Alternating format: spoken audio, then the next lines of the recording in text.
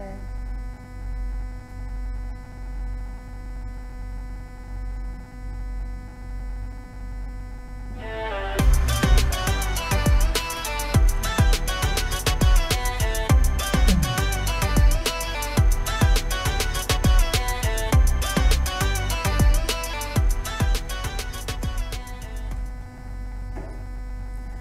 Halo selamat pagi Tribuners di mana saja berada, kembali lagi bersama saya Ella Uzurasi dalam podcast Pos Kupang hari ini Rabu 24 April 2024. Dan hari ini kita akan membahas tentang sesuatu yang mungkin saat ini sudah sangat umum terjadi ya di masyarakat kita, tentang serangan jantung, dan sudah ada kedua narasumber yang akan membahas tema kita hari ini. Yang pertama ada Dr. Magma Purnawana Putra, SPJP Konsultan, dokter spesialis jantung dan pembuluh darah Rumah Sakit Siloam Kupang. Bagaimana kabarnya, Dok? Halo, Ella, baik.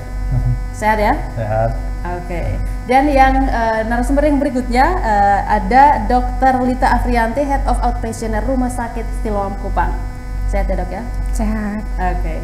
Dan Tribuners sekalian, bagi yang ingin bertanya-tanya seputar tema kita pada hari ini, tema kita adalah kenali dan cegah serangan jantung. Jadi bagi Tribuners yang ingin bertanya seputar tema kita hari ini, silakan menuliskan pertanyaan di kolom komentar YouTube dan juga Facebook poskupang.com. Karena kedua narasumber yang hadir saat ini adalah orang-orang yang memang berkompeten di bidangnya, yang akan menjawab sesuai dengan bidang keilmuan yang sudah mereka pelajari dan dipraktekkan selama ini ya, Dok ya. Oke. Nah, saya ke Dr. Magma dulu nih untuk terkait dengan serangan jantung. Masyarakat memang sudah banyak sekali melihat kasus-kasus serangan jantung dan sudah mengetahui serangan jantung itu adalah serangan yang terjadi di jantung seperti itu kalau secara awam ya. Tapi secara medis serangan jantung itu sebenarnya apa, Dok? Ya, baik, makasih Kak Ella. Jadi serangan jantung yang sering dibahasakan di awam ya, kadang kita perlu membedakan dulu antara serangan jantung dengan henti jantung gitu. Okay. Serangan jantung dengan henti jantung. Jadi jantung sebagai pompa, kalau kita analogikan di tubuh itu jantung sebagai pompa dan ada pembuluh darah sebagai pipa-pipanya untuk mengalirkan darah ke seluruh tubuh gitu. Karena seluruh tubuh kita dari ujung rambut sampai ujung kaki, mata, otak, hidung semua butuh darah untuk bisa tetap hidup. Nah, jantung di sini sebagai pompa. Tetapi sebagai pompa itu, sebagaimana pompa listrik yang kita tahu, dia tidak hanya berfungsi sebagai pompa, tapi ada kelistrikannya juga. Nah, jadi jantung ada fungsi sebagai pompa dan sebagai mekanisme listriknya juga. Yang disebut henti jantung itu lebih ke masalah kelistrikan jantung. Jantung berhenti memompa karena masalah kelistrikan. Nah, yang disebut serangan jantung itu lebih ke arah pipa pembuluh darah yang memberi makan jantung itu sendiri, dia ada tersumbat. Itu yang disebut dengan serangan jantung kalau kita konversi atau kita rubah ke istilah dunia medis ya. Jadi kita sebutnya sindrom koroner akut begitu.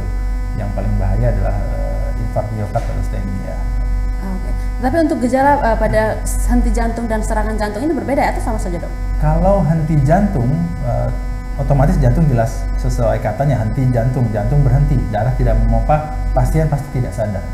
Jadi tiba-tiba pasien tidak sadar dan kalau kita periksa jantungnya berhenti, dia tidak berdetak lagi. Itu henti jantung. Jadi tidak ada gejala apapun lainnya selain pasien tidak sadarkan diri. Kalau kita lihat dari luar, pasien tidak sadarkan diri.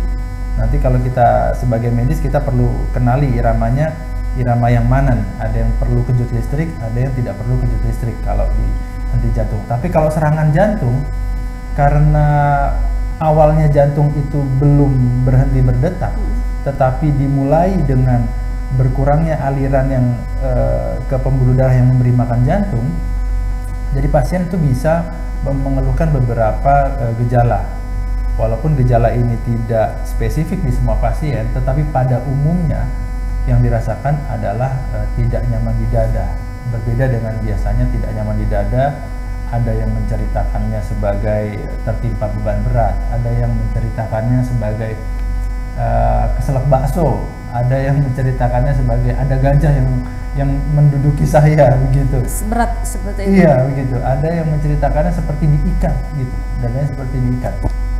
Tetapi bukan diiris.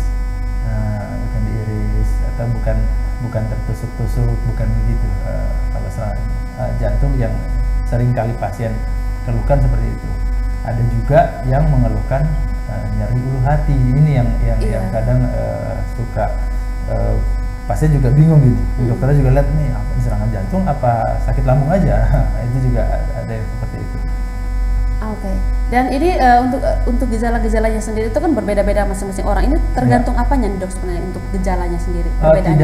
Tidak ada kriteria khusus untuk misalnya yang nyeri ulu hati hanya pada perempuan saja, laki-laki tidak ada nyeri ulu hati, itu tidak. Tetapi pada pasien-pasien tertentu misalnya perempuan usia lanjut, pasien dengan penyakit gula, pasien dengan penyakit ginjal, dan tadi usia lanjut itu kadang keluhannya tidak khas. Yang tadi saya sebut khas adalah tadi ya, tidak nyaman di dada seperti tertekan, seperti diikat, kadang menjalar sampai lengan, kadang menjalar sampai leher seperti dicekik rasanya. Itu yang khas. Tapi pada pasien-pasien tadi yang saya sebutkan, penyakit gula, penyakit ginjal, usia lanjut, kadang perempuan itu kadang tidak khas. Ya, bisa sakit ulu hati saja, bisa tidak enak perasaan saja. Oke, berarti ini harus sepeka-pekanya pasien ini sendiri ya dok? Kita mengenali tubuh kita sendiri. Iya. Ini ada yang beda ya rasanya kayak gitu. Tidak jarang juga ya pasien di rumah kerokan dulu, pijat-pijat dulu karena merasa tidak nyaman ya. Tetapi saran saya kalau seandainya itu memang tidak pernah seperti itu biasanya, lalu cenderung eskalasinya atau rasanya itu terus memberat, itu segera ke IGD terdekat untuk rekam jantung. Berarti untuk pertolongan pertama kalau misalnya sudah mengenali gejala itu, pertolongan pertamanya langsung ke IGD ya dok? Pada pasien yang kita bedakan menjadi dua ya, pasien yang sama sekali belum pernah ada riwayat jantung sebelumnya, dengan pasien yang sudah ada riwayat jantung sebelumnya tapi stabil-stabil saja. Kalau pada pasien yang sudah ada riwayat sebelumnya dan stabil, itu penanganan pertama saat serangan bisa dua hal. Yang pertama mengunyah pengencer darah ya, bisa 2-4 tablet. Lalu yang kedua adalah penggunaan obat di bawah lidah, isosorbit, lebih awam mengenal itu isosorbit, obat di bawah lidah untuk buka pembuluh darah, mengurangi beban jantung gitu. Tetapi kalau untuk yang obat di bawah lidah memang ada syarat khususnya.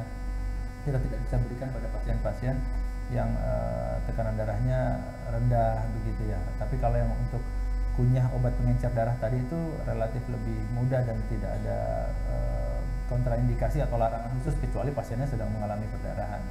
Itu pada pasien yang sudah ditahu tapi pada pasien yang tidak tahu, sehat-sehat biasa, tidak ada keluhan apa-apa, yang bisa dilakukan pertama kali adalah memposisikan diri senyaman mungkin. Kalau pasien nyamannya dengan baring ya berbaring, kalau pasien nyaman dengan duduk atau setengah duduk ya duduk setengah duduk sambil menuju ke fasilitas kesehatan yang ada IKG-nya, dan bisa syukur-syukur kalau bisa ke rumah sakit ya, karena begitu kita tahu dalam 10 menit diagnosa serangan jantung itu sudah bisa ditegakkan, lalu kita bisa melakukan tata laksana lebih cepat, lebih baik gitu. Oke, berarti ini untuk berbeda ya antara orang yang sebelumnya punya riwayat dengan yang tidak punya riwayat. Nah ini yang biasanya untuk yang paling kebingungan itu yang belum pernah punya riwayat.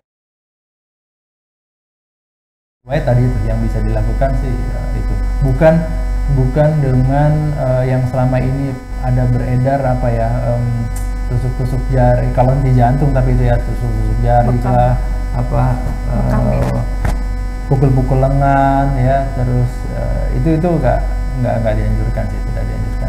Itu biasanya cara-cara tradisional ya yang biasanya dibilang tradisional juga bukan, tapi lebih ke hoax ya, lebih ke hoax ya.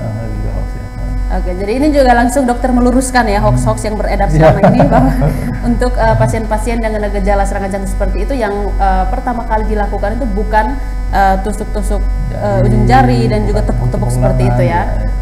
Oke, jadi ini Tribuners sekalian sudah bisa mulai mengurangi dan lebih baik tidak melakukan hal seperti itu, tetapi lebih dianjurkan untuk segera memeriksakan diri ke dokter, dan yang paling penting adalah menjaga agar tidak panik dulu ya dok ya. Ya. Oke.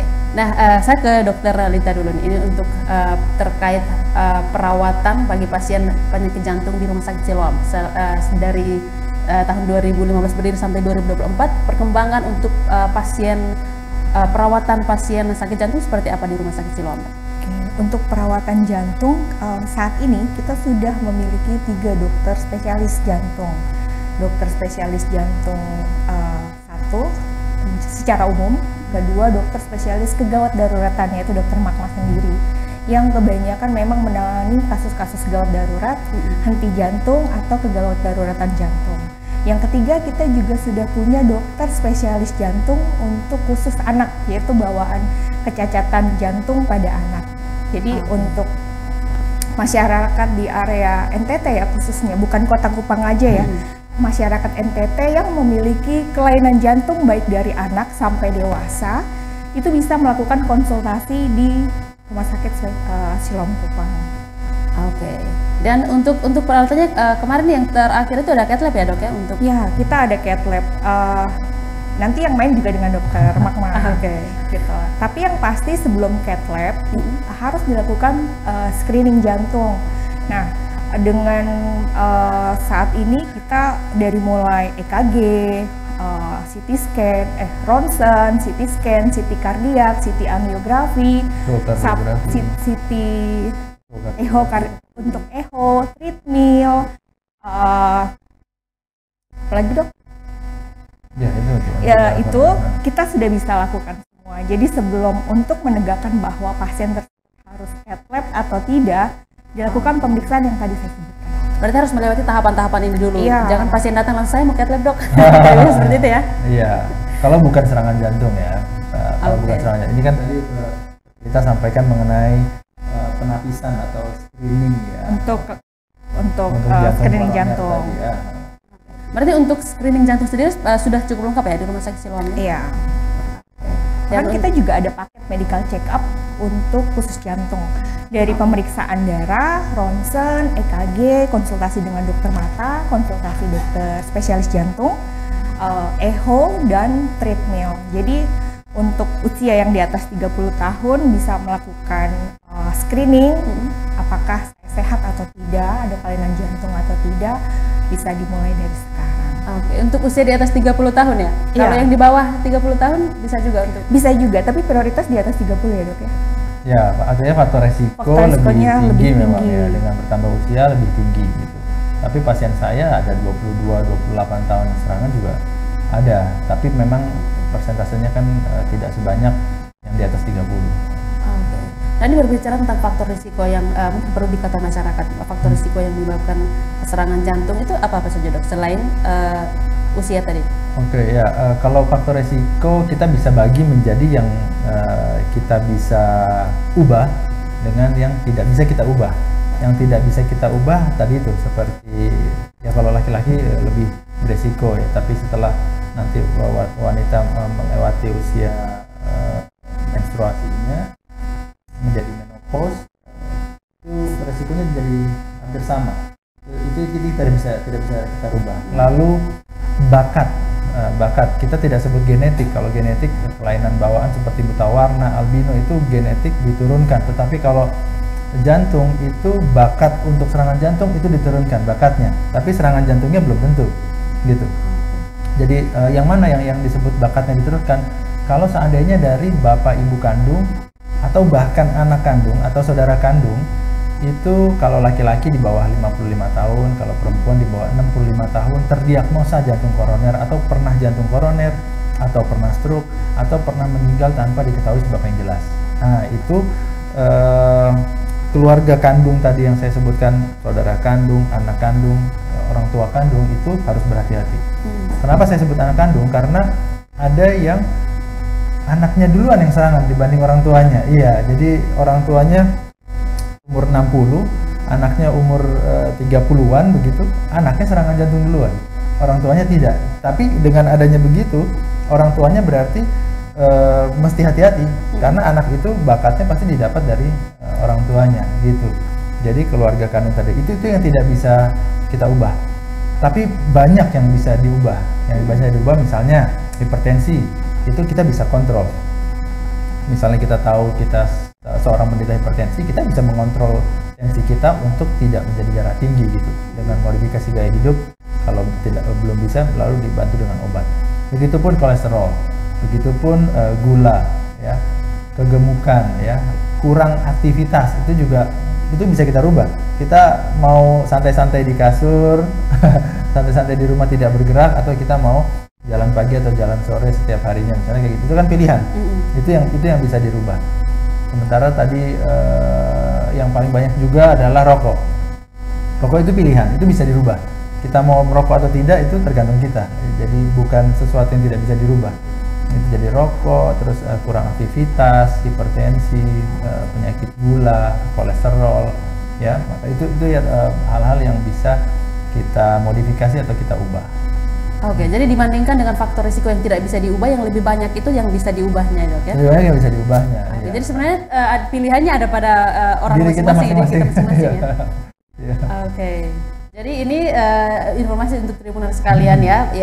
Mungkin banyak yang sekarang sudah khawatir nih, apalagi menyadari bahwa gaya hidupnya selama ini tuh sudah sangat amburadul seperti itu, Dok, ya. Jadi sebenarnya masih ada pilihan ya untuk bisa menyelamatkan diri. Kita tapi ini berbicara mengenai faktor risiko ya. Tentu misalnya Tribuners ada yang bilang, kakek saya sampai umur 90 tahun ngerokok nggak kenapa-napa tuh, misalnya kayak gitu kan. Seperti itu, Dok. Tapi karena faktor risiko ini namanya faktor risiko ya, bukan sesuatu yang pasti menyebabkan, bukan. Tapi faktor risiko. Jadi semakin banyak faktor risiko, kita bicara mengenai peluang untuk kita kena serangan itu seperti apa gitu. Seperti halnya kalau misalnya kita berkendara, faktor risiko untuk terjadi kecelakaan apa? Oh, kita tidak pakai sabuk pengaman, atau misalnya motor kita tidak pakai helm, kita tidak menaati rambu-rambu lalu lintas. Itu pilihan dari kita. Kalau seandainya kita ugal-ugalan, tidak menaati rambu lalu lintas, tidak pakai helm, risiko kita untuk kecelakaan lebih tinggi. Tapi bisa selamat nggak? Bisa. Selamat sih ada yang selamat. Naik motor ugal-ugalan ada yang selamat. Tapi kalau misalnya kita kecelakaan, itu akan lebih kecil kemungkinannya kalau seandainya kita taat lalu lintas pakai. Jadi kurang lebih kira-kira seperti itu. Jadi ini yang diperlukan Tribuners sekalian adalah pemahaman dan pengertian terhadap diri sendiri ya. Dan kalau berbicara tentang rokok sendiri, Dok, biasanya ada yang selalu mengatakan bahwa perokok pasif itu lebih berbahaya. Nah, untuk stroke ini sendiri seberbahaya itu kah perokok pasif? Jantung dan pembuluh darah, ya, artinya maupun pasif maupun third juga ya. Itu pasif kan second ya, kedua. Third itu rokok sudah tidak ada asapnya nih, tetapi kan dia menempel di baju kita, nempel di kursi jok-jok mobil misalnya seperti itu. Terus ada orang lain atau istri atau istrinya merokok, suaminya yang tidak merokok, atau anaknya yang tidak merokok ikut peluk, semua itu kan terpapar. Tapi masalahnya rokok ini tidak seperti kesetrum. Kalau kita kesetrum, kita tidak mau pegang lagi itu listrik. Tetapi kalau rokok, dampaknya itu tidak saat itu juga masalahnya. Maka itu yang menyebabkan rokok itu sulit untuk melarang orang untuk tidak merokok, itu sulit. Karena dampaknya tidak dirasakan saat itu. Bahkan saat itu mungkin orang yang merokok ada yang bilang, oh saya lebih tenang, lebih bisa mikir, lebih apa. Tetapi dampak negatifnya itu ditabung untuk nanti di kemudian hari. Berbeda dengan orang kalau kena kecolok listrik. Kecolok listrik saat itu juga langsung rasa. Langsung bertobat ya? Langsung bertobat, tidak mau dia pegang lagi. Tapi kalau rokok tidak. Itu yang memang kita perlu terus berikan edukasi ya,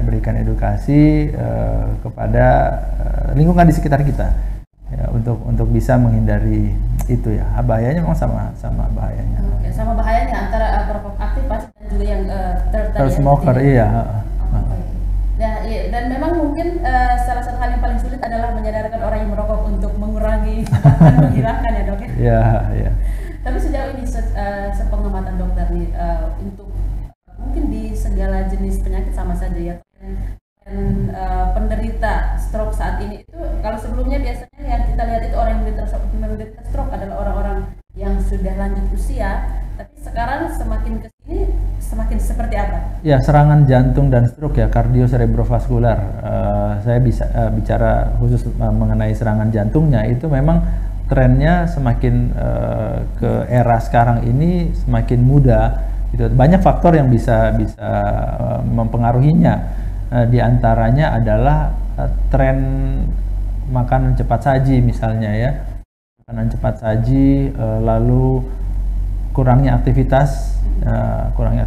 Sekarang kalau dulu orang mau masak itu harus berusaha ambil bahannya nanam dulu kan, terus kita ambil dulu dari kebun, terus mengolahnya, mencuci segala macam, terus sampai akhirnya menjadi sebuah makanan. Tapi kalau sekarang dengan ibu jari aja, dengan kekuatan ibu jari ini bisa sampai makanan tiba di depan kita. Jadi yang geraknya ibu jari. Ya, ibu jari aja. Jadi itu ya, jadi gerak kurang bergerak itu juga faktor yang mamanya memicu itu juga ya. Terus ya selain itu ya memang rokok kalau di negara barat ya, atau Eropa maupun Amerika itu tren rokok sudah mulai berkurang. Begitupun juga tren penyakit jantung sudah mulai kontrol. Tapi kita Indonesia baru menerima dampak dari dunia luar, melewati fase itu, fase yang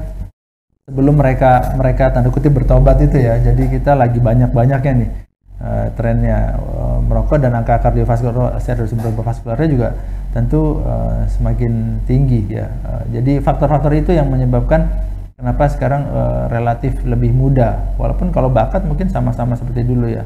Belum lagi penelitian terbaru mengenai polusi udara, itu juga ada kaitannya dengan resiko seseorang itu mendapat penyakit kardiovaskular di kemudian hari begitu ya, dibanding dengan dia yang hidup tidak dengan polusi udara gitu ya. Oke. Berarti ini trennya kita misalnya di negara barat itu sudah di sini langkahnya, kita baru mau ke sana nih. Kita juga akan sampai di sana nih mengalami penurunan angka. Semoga ya dengan banyak juga orang yang mulai olahraga, baik itu jalan maupun lari, apapun ya olahraganya, itu kan semakin banyak klub-klub sekarang ya itu ya. Dan semoga orang yang menganggap rokok itu keren atau apa itu mungkin semoga semakin sedikit ya. Itu tugas kita bersama. Dan kita semua juga berharap seperti itu ya, supaya kita semua juga bisa hidup sehat dan lebih lama lagi di dunia ini. Oke, baik, saya ke Dokter Lita lagi, dokter, ini terkait dengan pelayanan yang mungkin akan dikembangkan oleh Rumah Sakit Siloam di tahun 2024, adakah dok? Yang dikembangkan saat ini kita mau buka pelayanan kemoterapi. Jadi untuk pasien-pasien dengan kanker yang perlu kemoterapi bisa di Rumah Sakit Siloam Kupang. Soon di tahun 2024 ini segera ya kita akan buka. Oke. Jadi kabar gembira ya untuk semua pasien kemoterapi yang mungkin selama ini masih keluar NTT atau di tempat-tempat lain, sekarang sudah bisa di Rumah Sakit Siloam Kupang untuk bisa mendapatkan kemoterapi. Iya, pelayanan kemoterapi rumah sakit swasta pertama ya di NTT kalau kita sudah buka pelayanan kemo. Oke. Nah, untuk kita kembali lagi ke medical check up yang tadi dok. Untuk medical check up sendiri itu Tribuners bisa melalui aplikasi MySiloam atau langsungnya datang ke Rumah Sakit Siloam? Oke. Untuk appointment medical check up bisa melalui aplikasi MySiloam, bisa download di HP Android ataupun iPhone. Nanti bisa pilih pelayanan medical check up. Bahkan kalau kita daftar melalui MySiloam, banyak diskon-diskon yang ada di sana. Dibanding kita datang ke rumah sakit tanpa appointment, biasanya kita nggak berikan diskon. Gitu. Lewat aplikasi lebih banyak diskon. Ya, karena kenapa kita mengarah ke digital web? Karena satu, pasien yang datang kita tahu jumlahnya berapa, sehingga waktu tunggunya masih kita bisa handle gitu. Dan target kita kayak MCU untuk paket jantung yang ada echo, EKG, ronsen, USG perut, ketemu dengan dokter spesialis paru, ketemu dengan dokter umum, periksa darah, itu kita targetnya selesai dalam waktu 4 jam. Oke. Gitu. Mungkin rumah sakit lain bisa 2 hari dikerjain gitu karena terpisah dan banyak itemnya. Kita target 4 jam selesai, makanya kenapa kita lebih mengarahkan untuk melakukan appointment di web. Jadi kalau misalnya di web udah nggak bisa diklik di hari tersebut, berarti slotnya penuh. Berarti bersabar untuk hari berikutnya. Ambil di hari-hari selanjutnya. Kalau datang, oh maaf kita slot kita hari ini penuh gitu. Berarti kan pasti harus pulang lagi gitu. Jadi sayang waktunya gitu. Jadi memang lebih disarankan untuk ambil di web MySiloam. Bukan berarti nggak boleh datang, tetap boleh datang. Oke, tapi untuk lebih efisien dan efektif saja ya untuk pasiennya sendiri, supaya jangan buang-buang waktu. Kalau misalnya sudah terlanjur datang dan ternyata penuh kan harus pulang dan besoknya datang lagi seperti itu. Iya benar. Oke, tapi sejauh ini sejak aplikasi MySiloam itu di launching sampai sejauh ini tuh lebih banyak di aplikasi MySiloam ya dok dibandingkan dengan yang lain? Belum juga sih, karena memang mungkin belum terbiasa ya masyarakat kita untuk menggunakan fitur-fitur web atau secara digital. Jadi lebih banyak datang kita mau MCU gitu, kita tetap layani. Oke, baik. Saya ke dokter Mahmud lagi nih dok, terkait dengan serangan jantung ini. Kadang masyarakat itu juga ada mengenal satu penyakit yang namanya angin duduk yang mereka mengatakan itu angin duduk. Tapi itu apakah sejenis dengan serangan jantung atau sebenarnya apa nih sebenarnya? Ya, angin duduk istilah awam ya. Cuma di medis kita sebutnya angina pectoris ya. Angina pectoris ya. Angina pectoris itu ya tadi ketidaknormalan aliran darah ke jantung sehingga otot jantung itu dia memberikan tanda, berteriak, tolong nih saya nggak dapat aliran darah yang cukup nih gitu. Nah, dia memberikan signal ke tubuh berupa tidak nyaman tadi itu, tidak nyaman di dada, dipicu biasanya oleh aktivitas. Misalnya habis lari, atau habis main bola misalnya, atau habis naik tangga, habis emosi ya, atau tidak istirahat yang cukup. Jadi di aktivitas tidak enak, angina pectoris dibuat istirahat berkurang. Nah itu angina pectoris, mungkin disebutnya angin duduk. Jadi begitu kita setelah misalnya tadi habis jalan naik tangga atau jalan mendaki tidak enak, begitu dibuat istirahat dia lebih enak, lebih nyaman. Itu kita sebut angina pectoris yang relatif stabil ya. Tetapi kalau dengan istirahat pun keluhan itu tidak berkurang atau bahkan eskalasi atau makin meningkat, tidak nyamannya itu kita sebut serangan jantung. Seringkali lebih dari sama dengan 20 menit ya. Jadi tidak hanya hitungan detik lewat begitu saja, tidak. Seperti itu. Oke, nah ini terkait dengan angin duduk ini juga dok, di masyarakat juga kita sering beredar, sering mendengarkan ada orang-orang tua yang mengatakan bahwa kalian kalau sudah pulang malam jangan mandi nanti kena angin duduk. Sebenarnya itu tidak seperti itu, hoax ya. Hoax. Jangan. Tidak ada hubungannya antara mandi malam dengan. Tidak, yang ada hubungannya sebenarnya tidak istirahat cukupnya. Oke. Jadi mungkin pulang malam jadi tidak istirahat cukup. Sebenarnya itu yang menyebabkan. Jadi pasien ada yang fit, tentara, polisi, ada pasien saya atau yang biasa olahraga.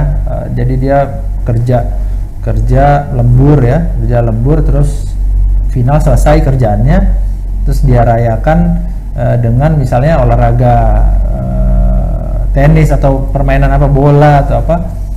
Cuma karena itu sifatnya permainan, dia tidak ukur diri. Pertama dia sudah kerja berlebihan, badannya tidak istirahat juga. Ditambah kalau seandainya dia punya faktor risiko tadi, rokok dan lain sebagainya begitu ya. Nah itu akan menjadi beban buat jantung, itu terjadilah serangan karena faktor tidak istirahat atau kurang istirahatnya itu sih. Oke. Jadi untuk Tribuners yang selama ini masih menebarkan hoax seperti itu ya, bahwa mandi malam bisa menyebabkan angin duduk dan lain sebagainya, tolong bertobat ya. mandi boleh asal kuat suhunya aja. Suhunya bisa disesuaikan ya, disesuaikan suhunya. Karena kita juga perlu mandi ya Tribuners ya. Kita kalau nggak mandi juga malah jadi infeksi. Mungkin panas. Oke, jadi malah mengundang penyakit yang lain kalau mengabaikan mandi ya dok. Oke. Nah, kemudian untuk penderita penyakit jantung sendiri dok, ada pantangan-pantangan yang harus dipatuhi, makanan mungkin atau aktivitas seperti apa? Saya selalu sampaikan kalau untuk pantangan tidak ada pantangan khusus kecuali tadi itu ya, rokok ya. Saya suka bercanda ke pasien yang masih merokok, Pak, Bapak boleh merokok lah, tapi jangan sampai ada asapnya Pak. gimana caranya jangan sampai ada asapnya, mau rokok elektrik jangan sampai ada asapnya gitu. Jadi yang nggak boleh 100% itu rokok. Kalau bagi pecinta kopi, selama tidak ada lambung, kopi silahkan, tapi hati-hati gulanya, justru yang bahaya sebenarnya gulanya. Alkohol, kalau pasien-pasien yang sudah kecanduan, karena alkohol itu candu juga ya. Kalau pasien-pasien yang sudah kecanduan alkohol di Amerika atau di Eropa itu dia dibatasi moderate consumption of alcohol gitu, bukan dilarang. Tetapi bagi yang tidak minum, tidak dianjurkan untuk terus rutin minum, tidak juga gitu. Jadi yang tidak boleh itu asap rokok, tapi kalau kayak daging ya 1 kali seminggu gitu masih boleh. Boleh lah, ya gorengan begitu, asal minyaknya jangan berulang-ulang kali pakai ya, misalnya, seperti itu masih oke lah. Gula juga ada takarannya kan, jadi tidak bukan yang pantang. Nanti pantang nggak makan, stres, malah jadi sakit juga. Malah mengundang penyakit yang lain lagi. Berarti yang penting terukur ya dok ya, untuk makanan dan untuk aktivitas sendiri yang dianjurkan? Secara umum sih sebenarnya makanan itu supaya kita tidak bingung ya. Mungkin kalau dengan dokter gizi akan lebih detail lagi. Tetapi secara umum itu karbo, gulanya dan minyaknya itu dikurangi. Terutama karbo gula itu yang lebih jahat ya buat kardiovaskular. Jadi kalau porsi nasinya kalau bisa jangan banyak-banyak, lebih banyak kacang-kacangan atau sayur-sayuran atau buah-buahan kalau seandainya nggak ada asam urat. Terus perbanyak juga di proteinnya. Jadi karbonya, nasinya kalau nggak pakai nasi juga nggak apa-apa, kalau ada pengganti kentang misalnya, atau nasinya porsinya lebih sedikit lah kayak gitu. Untuk makanan secara umum kurang lebih seperti itu untuk taunya gitu. Oke. Aktivitas ya tadi, berikutnya apa tadi? Aktivitas yang mungkin tidak dianjurkan untuk dilakukan oleh penderita stroke penderita jantung. Kalau untuk aktivitas, kalau yang sudah sakit dan memang beda-beda tiap pasien ya, derajat keparahannya juga beda-beda, tetapi secara umum pasien-pasien jantung itu harus beraktivitas, tidak boleh tidak ya, kecuali kalau ada masalah lain, misalnya karena gangguan misalnya ada penyakit stroke juga, terus gangguan bergerak karena kakinya, ya kita tidak bisa menyarankan berlebihan atau memaksakan. Tetapi kalau pada pasien-pasien jantung pada umumnya, aktivitas justru harus. Kalau sambil ukur diri tadi itu yang di awal kita ukur diri, targetnya sebenarnya kayak 11 menit jalan cepat per hari setiap hari itu sebenarnya sudah cukup. 11 menit per hari setiap hari ya, atau kalau kita mau tidak usah setiap hari lah, 5 kali seminggu, tetapi 30 menit setiap kalinya itu sudah cukup sebenarnya. Tapi jangan cuma di Sabtu waktu car free day misalnya 2 jam gitu atau 3 jam, tapi hari lainnya tidak. Nah, itu nggak dianjurkan. Oh, itu seperti ditumpuk-tumpuk ya, biar saya banyak. Iya, tumpuk di akhir bulan. Karena itu juga nggak efektif ya dok? Itu nggak efektif, jadi lebih baik sedikit-sedikit tapi rutin. Ya, rutin boleh tiap pagi, boleh tiap sore, boleh tiap malam, kapan ada waktu aja. Kan kadang teman-teman juga sibuk ya, ada yang sibuknya di malam, ada yang sibuknya di pagi gitu. Tapi untuk aktivitas itu, dan jangan lupa istirahat juga. Istirahat yang dianjurkan ya memang sekitar 7-8 jam per hari ya. Itu dari penelitiannya, dia kurvanya seperti U-shape gitu. Jadi kalau kita 7-8 jam itu resikonya akan di titik yang paling kecil untuk penyakit kardiocerebrovaskular ya. Tapi kalau kita kurang dari 7 jam, itu resikonya tentu lebih tinggi, lebih sedikit lagi lebih tinggi lagi. Begitupun kalau kita kebanyakan tidur lebih dari 8 jam, misalnya 10 jam, 12 jam tidur, itu juga resikonya malah lebih tinggi lagi juga, iya. Jadi ya kurang lebih sekitar 7-8 jam. Ya kalau kita tidur jam 10, berarti bangun jam 5 ya. Tidur jam 11, bangun jam 6 ya, sekitar itu. Berarti kadang tubuh kita ini juga sepertinya memberi alarm sendiri. Kalau misalnya belum cukup tidur, dia tidak mau bangun seperti itu. Itu tergantung kebiasaan juga. Oke dok. Nah kemudian untuk pasien, mungkin selama ini yang dokter tangani di Kota Kupang sendiri, yang lebih banyak itu kalangan usia produktif kah atau yang sudah lanjut usia dok? Kebanyakan 40-50 ya. 40-50. 45 tahunan, 50 faktor risiko yang sudah faktor risiko hipertensi. Nah, hipertensi memang mengapa menjadi masalah karena di dunia ya, bukan saja di Indonesia, bukan saja di Kupang, di dunia. Saya ada pertemuan dengan teman-teman di negara lain pun begitu, di Malaysia, di Singapura, di Asia Pasifik itu mereka mempresentasikan rata-rata sekitar 30% ya, jadi populasi pasien dengan penyakit dengan hipertensi gitu. Dan kenapa hipertensi disebut silent killer atau pembunuh senyap? Karena dia tidak ada gejala khusus. Tidak ada gejala khusus, tidak seperti batuk pilek ya gejalanya batuk sama pilek ya, atau pasien ISPA, infeksi saluran pernafasan, bisa disertai demam, sakit kepala, itu hidung tersumbat atau berair, jelas gejalanya. Tapi kalau hipertensi, ada orang 200 tensinya, bagian atas tuh 200/100 misalnya. Pasien jalan-jalan saja, kerja seperti biasa, ngobrol, kita makan, olahraga seperti biasa, tapi tensinya 200.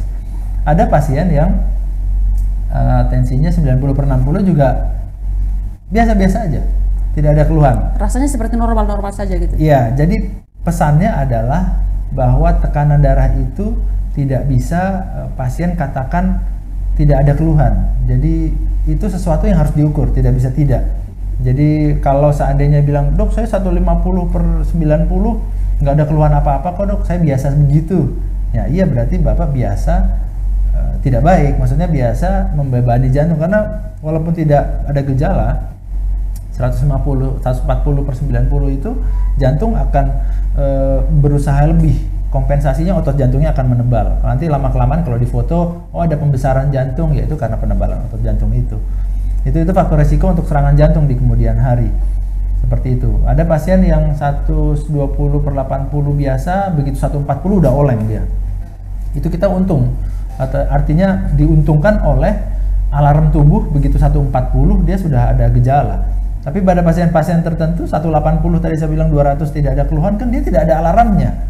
Padahal di dalam tubuh itu sebenarnya jantung berteriak, ginjal berteriak, pembuluh darah di semua itu berteriak sebenarnya. Karena mereka tidak bisa berteriak, ya ada pasien biasa-biasa aja, makan ikan asin, daging banyak ya. Jadi nanti suatu saat begitu tahu serangan, keluarga bilang, oh dok selama ini sehat-sehat aja. Iya, pernah periksa nggak? Ya nggak pernah periksa karena nggak ada keluhan ya, kan gitu. Jadi tadi pentingnya screening sih itu, karena ada begitupun kolesterol ya, begitupun kolesterol. Kalau gula mungkin ada beberapa dikaitkan dengan teori ada keluhan-keluhan tertentu ya, tetapi sekali lagi itu juga tidak spesifik. Penyakit gula dengan keluhan tertentu itu tidak spesifik. Kolesterol ada kolesterol tinggi sakit kepala, ada kolesterol tinggi sakit tengkuk, ada kolesterol tinggi tidak ada keluhan, ada juga. Ada tensi tinggi sakit kepala, ada tensi tinggi oleng, ada tensi tinggi tengkuk tidak enak, ada tensi tinggi tidak ada keluhan. Jadi tensi, gula, kolesterol itu sesuatu yang memang harus diukur gitu. Jadi tidak bisa didasarkan pada keluhan saja. Berdasarkan perasaannya saja Tribuners ya. Kadang juga mungkin karena terlalu menormalisasi rasa sakit yang mungkin gejalanya sudah ditimbulkan, tetapi kayaknya masih bisa beraktivitas. Nanti saja dulu untuk periksa ya dok ya. Itu juga bisa mempengaruhi tubuh kita ya dok, untuk supaya gejala-gejala yang ditimbulkan itu jadinya terasa seperti biasa saja. Ya, mengabaikan mengabaikan pesan dari tubuh sendiri ya. Jadi ya tadi penting itu di awal kita diskusi tadi bahwa mengenali diri sendiri termasuk tadi aktivitas itu. Kalau misalnya tadi saya sampaikan 30 menit per hari targetnya itu ya. Tapi kalau pada pasien tertentu, dok saya 10 menit udah capek nih dok. Ya udah seminggu 10 menit dulu aja. Nanti minggu depan tambah 15 menit per harinya, per kalinya gitu. Minggu depannya tambah lagi 20 menit. Jadi jangan pernah paksa diri sih. Kuncinya sih itu ya, jangan pernah paksa diri. Jadi kalau paksa diri yang dapat cuma capeknya doang ya Tribuners. Ya, dan bahayanya. Dan bahaya. Dan karena memang segala sesuatu yang berlebihan itu tidak baik ya, mau olahraga, mau makan, mau tidur, semuanya tetap tidak baik kalau sudah berlebihan. Olahraga juga berlebihan juga tidak baik. Baik, saya ke Dokter Lita lagi nih dok, terkait dengan medical check up tadi mungkin bisa disampaikan kepada Tribuners juga nih. Sebaiknya Tribuners itu mungkin yang sedang merasa sehat-sehat saja itu minimal berapa kali dalam setahun atau 2 tahun melakukan medical check up untuk mengetahui kondisi tubuhnya? Ya. Untuk usia di bawah 30 tahun minimal dilakukan medical check up sebaiknya 1 tahun sekali. Tapi untuk pasien di atas 30 tahun dengan adanya faktor resiko, sebaiknya dilakukan pemeriksaan medical check up 2 kali dalam setahun, khususnya pemeriksaan EKG, ronsen dada, kolesterol, asam urat. Nah, itu yang biasanya banyak tidak ada keluhan, tapi hasilnya parameternya itu tinggi. Jadi dengan tahu kita hasil asam uratnya berapa, hasil kolesterolnya berapa, EKG-nya atau kelistrikan jantungnya itu bagaimana, bisa dilakukan tindak lanjut apakah harus konsultasi dengan dokter jantung atau hanya sebatas konsultasi dengan dokter umum. Nanti dari hasil medical check up itu ada report atau laporan medical check up yang bisa dibawa pulang pasien untuk saya ada PR nih, kolesterolnya tinggi, jadi saya harus konsultasi lanjut ke dokter jantung. Saya ada PR nih, tensi saya tuh selama ini 160, tapi saya nggak kenapa-napa. Nah, dengan adanya medical check up bisa dilakukan evaluasi lanjutan. Banyak pasien kita yang saya udah darah tinggi, tapi saya nggak kenapa-napa, jadi obatnya saya stop sendiri. Itu bahaya. Beresiko untuk terjadinya serangan jantung atau henti jantung ya dok. Jadi pastikan sudah melakukan medical check up atau belum. Dan untuk medical check up sendiri kita harga paket mulai dari 400.000 itu sudah pemeriksaan darah lengkap, kolesterol, asam urat. Bahkan kalau mau sampai treadmill, echo, CT scan, MRI pun kita juga sudah ada. Paket untuk cath lab pun kita sudah ada. Jadi silakan datang untuk konsultasi dengan dokter Magma dan beliau polinya itu dari Senin sampai Sabtu di jam 1 siang sampai jam 5 sore. Untuk Senin sampai Jumat, Sabtu di jam 8 pagi sampai jam 12 siang. Oke dok. Nah ini untuk harga medical check up-nya sendiri itu sudah ada tertera juga di MySiloam ya dok ya? Sudah. Oke. Jadi tinggal dipilih ya sama Tribuners yang mau. Ya, dan ada event-event tertentu kita diskon bisa sampai 30% dari harga paket tersebut. Itu hanya ada di aplikasi MySiloam ya dok ya? Itu berlaku di aplikasi. Oke, jadi kalau itu berlaku di seluruh Siloam ya? Di seluruh Siloam yang ada di Indonesia ya? Ya, yang ada di Indonesia. Berarti ini Tribuners sekalian lebih baik pakai aplikasi MySiloam ya, karena banyak sekali benefitnya. Tetapi yang datang juga tetap diterima kok. Ya. Karena aplikasi MySiloam bukan hanya untuk medical check up saja, untuk pelayanan home care atau permintaan datang ke rumah, baik untuk pemasangan kateter urin, kateter makan, atau pembersihan luka atau rawat luka, itu bisa melalui aplikasi MySiloam atau nanti di nomor telepon home care kita. Dan yang kedua bisa melakukan appointment untuk rawat jalan. Jadi misalnya mau ketemu nih dengan dokter Magma, bisa buka di aplikasi MySiloam, cari dokter spesialis jantung, cari nama rumah sakit Siloam Kupang misalnya, nanti akan muncul nama-nama dokternya. Nanti ada nama dokter Magma di situ, pilih tanggal, lalu pilih waktunya. Misalnya ketemunya di 13.30, jadi 30 menit sebelum appointment, pasien bisa datang langsung ke rumah sakit tanpa melakukan registrasi di rumah sakit. Artinya tinggal kita ada loket khusus check-in, tidak ketemu dengan tim registrasi ya. Jadi nanti daftar scan barcode, nanti stikernya langsung keluar, nanti kasih ke perawat, baru nanti ketemu dengan dokter Magma. Jadi sesimpel itu. Jadi ini berarti sangat membantu untuk terutama Tribuners yang punya kesibukan yang mungkin tidak sempat untuk datang langsung, bisa melalui aplikasi MySiloam ya. Jadi dimudahkan untuk bisa mendapatkan pelayanan. Baik, terima kasih dok. Saya kembali ke dokter Magma. Tadi di dokter Magma sempat singgung tentang emosi nih. Seberapa besar emosi itu mengaruhi detak jantung bahkan sampai ke serangan jantung dok? Ya, jadi emosi itu kita sebut di tubuh kita ada yang namanya adrenalin. Saat itu meningkat, detak jantung akan meningkat, tensi meningkat, pembuluh darah bisa menyempit. Jadi hal-hal itu bisa menjadi pencetus sebuah serangan jantung. Tidak heran bahwa beberapa pasien saya juga memang serangan saat ada setelah ada emosi, setelah ada masalah konflik di keluarganya begitu. lain gitu, itu jadi dari pencetus serangan.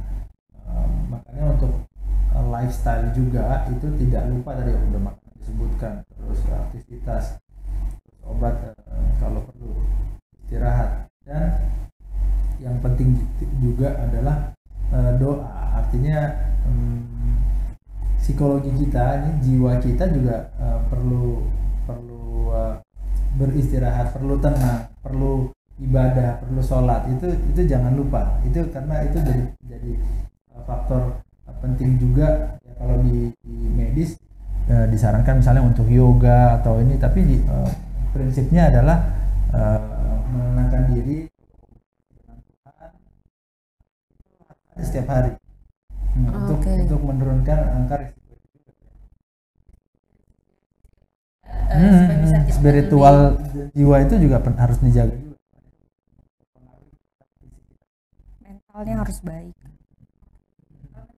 Kalau mentalnya dijaga tetap sehat, berarti semua penyakit juga bisa risikonya jadi berkurang dengan sendirinya ya. Iya. Oke. Tapi ini untuk emosi sedih yang berlebihan itu sama saja ya? Iya, ya senang yang berlebihan dituangkannya terhadap apa ya? Kalau yang hal yang positif ya tidak ada masalah ya. Jadi misalnya kalau ada seorang penonton nih, misalnya ada nonton acara sepak bola, terus kalau kebanggaannya itu juara, terus dia euforia. Tidak apa-apa. Cuma ya masalahnya kalau dia penonton yang kalahnya ini kecewa berlebihan ini, aduh, kecewa berlebihan ini yang bisa mempengaruhi masalah juga. Di istilah medis ada namanya broken heart syndrome, itu juga karena broken heart syndrome. Iya. Itu ada masalah terkait dengan regulasi emosi juga yang berlebihan, tapi bukan euforia ya, bukan euforia. Oke, jadi ini lebih ke emosi yang negatifnya ya, Dok ya. Oke, jadi ini pentingnya terima sekali kembali seperti yang tadi Dokter Ahmad mengatakan bahwa pentingnya mengenali diri sendiri ya, bahwa gejala-gejala yang ditimbulkan tubuh kita itu apakah biasa saja atau sudah ada yang mulai aneh, itu yang harus disadari ya. Iya. Untuk terima sekali.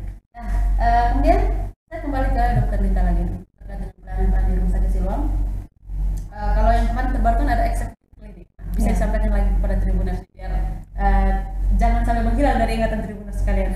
Ya, eksekutif klinik kita ada di lantai 5, yaitu di mana kita mengusung pelayanan one stop serving, di mana mulai dari pendaftaran, ketemu dengan dokter, pelayanan pengambilan darah, pengambilan obat dalam satu area.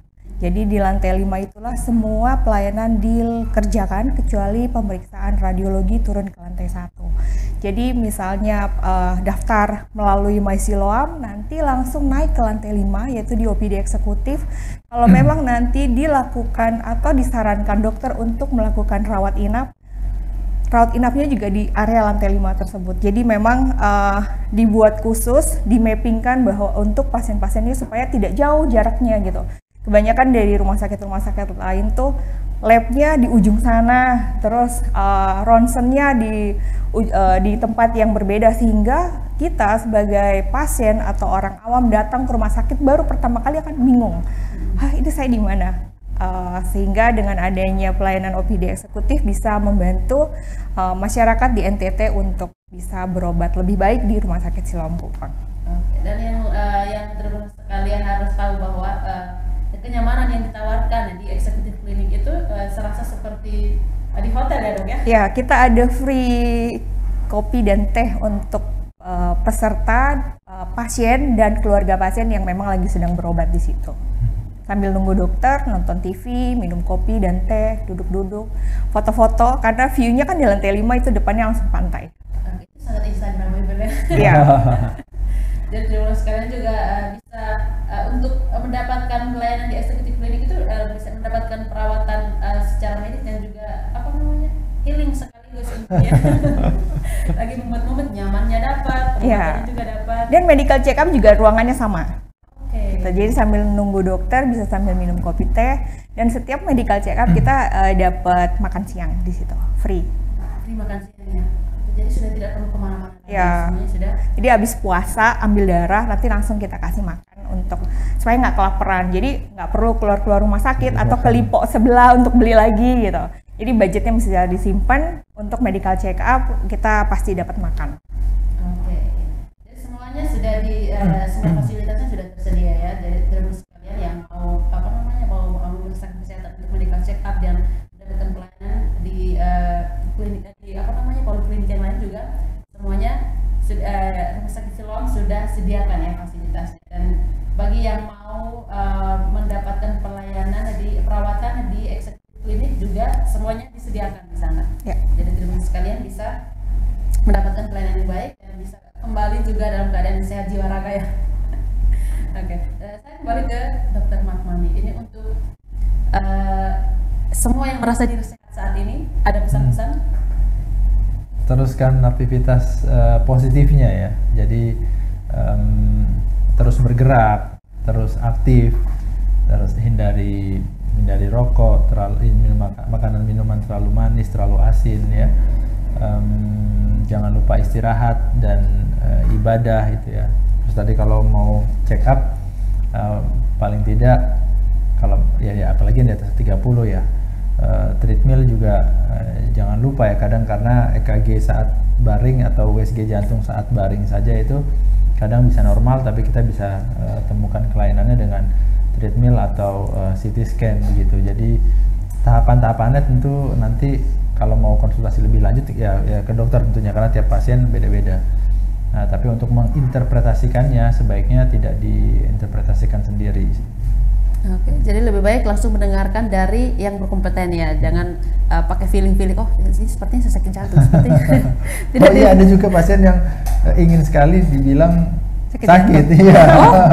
Jadi kita udah lakukan pemeriksaan tidak menunjukkan ke arah sana ya, tapi mungkin ada di bagian sistem pencernaannya yang bermasalah gitu. Jadi tapi kadang ada juga ya maunya dibilang sakit jantung seperti itu dok. Ini juga mungkin karena tayangan-tayangan di media sosial sekarang itu banyak sekali orang-orang yang tidak berkompeten di bidangnya, itu lebih banyak speak up tentang mungkin gejala-gejala penyakit ini, mungkin itu yang dibaca oleh masyarakat sehingga dengan melihat itu datang langsung ke dokter gitu ya. Iya. Oke. Nah inilah pentingnya Tribuners sekalian mendengarkan informasi dari orang-orang yang memang berkompeten di bidangnya, sehingga jangan sampai salah tangkap dan salah persepsi seperti yang sudah dikatakan Dr. Makma tadi, yang bermasalahnya di organ yang lain maunya dibilang sakitnya yang lain ya dok ya. Iya. Oke. Nah Dr. Lita mungkin ada pesan-pesan yang mau disampaikan kepada Tribuners? Dari saya, untuk sekarang banyak ya media baik TikTok, Instagram yang melakukan edukasi atau memberikan edukasi terkait kesehatan. Banyak hoax juga yang ada di sana. Jadi kalau memang ada keluhan atau tidak ada keluhan, sebaiknya memang melakukan konsultasi ke dokter, jangan ke Mbah Google atau TikTok atau Instagram atau aplikasi lainnya yang memang tidak ada sumber yang bisa ditanggungjawabkan. Jadi apapun keluhannya sebaiknya konsultasi ke dokter. Oke. Dan itu yang memang sekarang di masyarakat sedang terjadi dok, bahwa orang-orang itu suka scroll media sosial dan melihat-lihat influencer yang mungkin tidak berkompeten di bidang kesehatan, yang mungkin berdasarkan pengalaman mereka bahwa kalau kamu menderita sakit jantung gejalanya ini seperti itu. Ya, itu bikin kecemasan, apalagi orang yang punya gangguan kecemasan baca seperti itu makin cemas. Terus banyak berseliweran juga tuh di WhatsApp grup keluarga ya, biasanya di forward pengobatan jantung lah apa gitu. Nah itu hati-hati juga sih. Oke, supaya jangan sampai Tribuners kemakan dan karena melihat tayangan-tayangan seperti itu langsung mendiagnosa diri sendiri saya sakit jantung dan akhirnya memilih untuk mengonsumsi obat jantung juga sendiri tanpa pengawasan dokter. Itu juga yang bahaya ya dok ya. Baik, terima kasih Dr. Makma dan Dr. Lita sudah hadir di sini memberikan informasi kepada Tribuners sekalian yang setia menyaksikan kita dari 1 jam yang lalu. Dan Tribuners sekalian, semoga apa yang disampaikan oleh kedua narasumber kita pada pagi menjelang siang ini bisa menjadi ilmu dan pengetahuan bagi Tribuners sekalian, terutama yang mungkin saat ini sedang menderita sakit jantung dan lain sebagainya, supaya bisa lebih aware dan lebih menjaga kesehatan agar bisa mendapatkan kondisi kesehatan yang lebih baik lagi dari sebelumnya. Akhir kata, saya Ella Uzurasi dan kedua narasumber kita dan mewakili seluruh kru yang bertugas mengucapkan terima kasih atas perhatian Tribuners sekalian. Selamat siang dan salam sehat.